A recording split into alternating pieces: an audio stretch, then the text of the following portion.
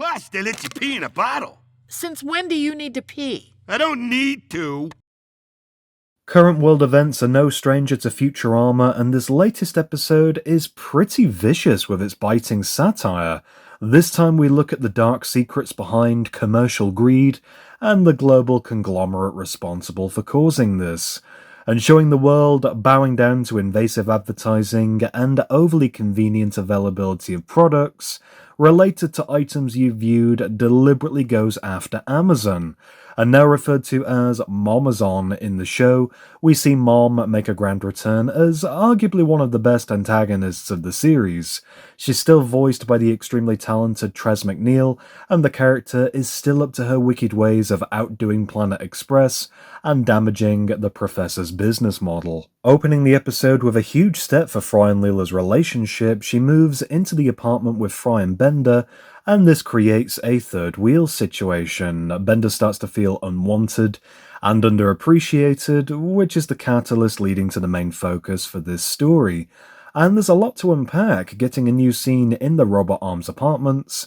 Obviously we see more of the apartment itself, which is always fun, and seeing familiar stuff such as the posters from the I, Roommate episode is something to appreciate for the continuity, and I was really caught off guard by the amusing Tiny Tim cameo, now bizarrely living under the floorboards of the apartment.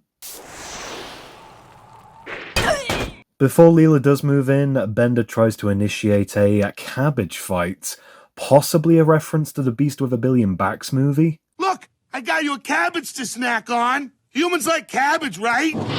This scene was really random, but to be honest, we've had very little character chemistry with just Fry and Bender in the revival, so scenes like this are warmly welcomed. Leela moves into the apartment with just her clothes, showing how her minimalistic style really is reflective of her old apartment, which is usually just played for laughs, but I like how this is now an established part of her personality.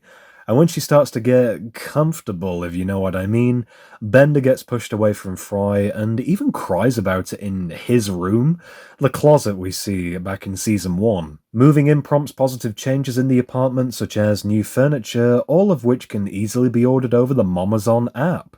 And showing how it works, Fry orders some clothing hangers over the app which arrive within seconds, and there's a lot of very well written humour looking at the overt convenience of spending money mostly with unnecessary purchases. I'll get 5. No wait, there's free shipping on 1,000. It also shows how easy it is to be taken advantage of, such as the overspending on products you don't really need just to get free shipping, where products are immediately sent after purchase arriving via delivery drones.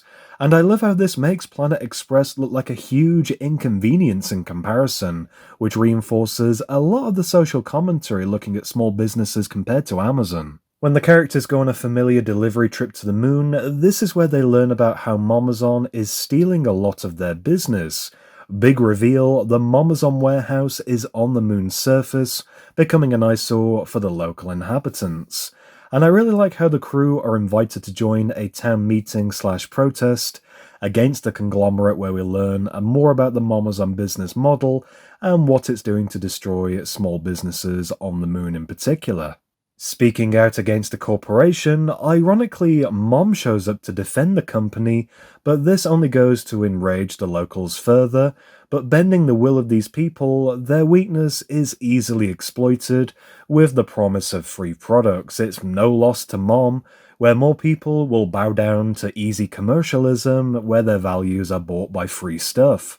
And this is where we are introduced to the Amazon Alexa equivalent, known as Invasor, named after its invasive nature. Similar to the Alexa, this item is designed to help with personalized shopping, but in turn spies on you to get these results. And it doesn't even have an off button, it's always watching and therefore always looking to force products into your basket. Leela questions the integrity of the business, where the Planet Express crew take a tour of the warehouse, where it's revealed robot employees are the ones being exploited 24/7 to keep the fulfillment center going. And there are a lot of cameos to appreciate from the scene, full of robots you wouldn't necessarily expect to see, which now includes Bender. And I love this visual gag revealing his wardrobe change, and now working for Mom, He does this deliberately just to get back at Fry and Leela for making him feel unwanted, but this doesn't quite go to plan. As expected, there is a dark side to robots working at the fulfillment center, adding further social commentary, which is relevant to the current state of Amazon.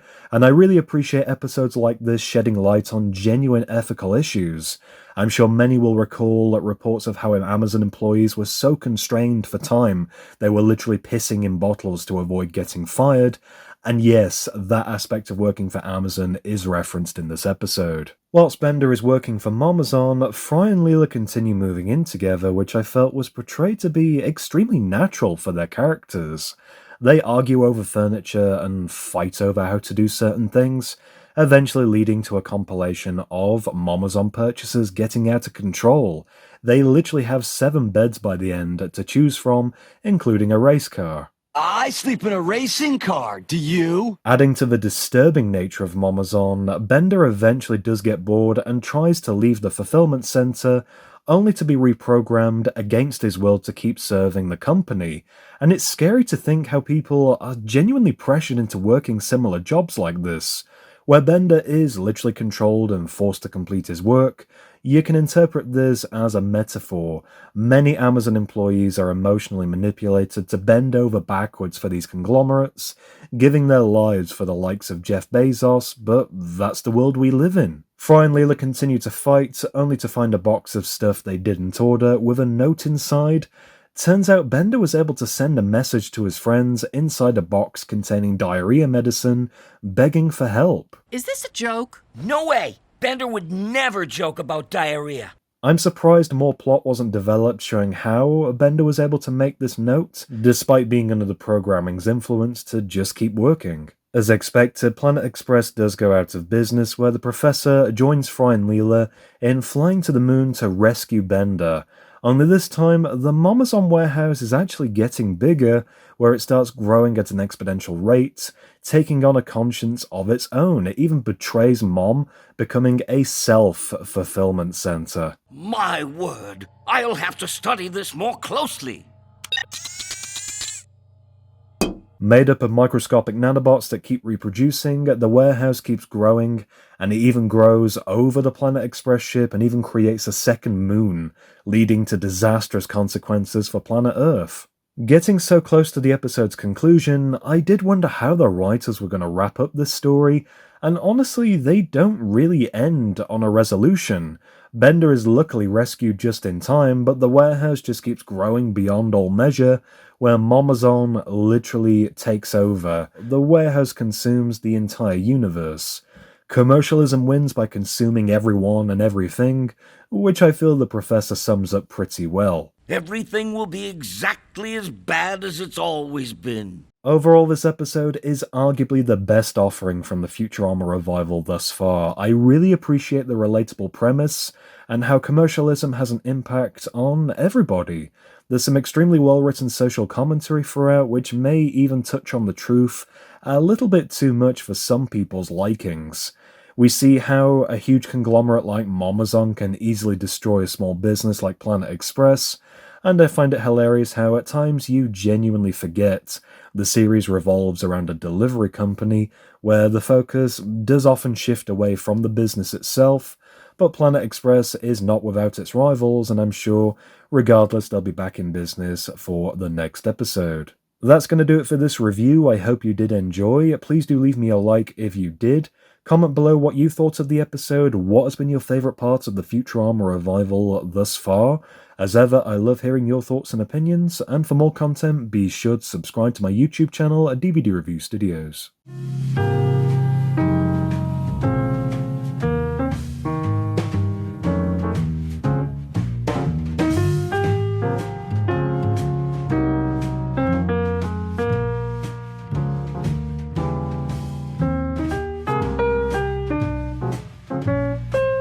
Are you threatening me?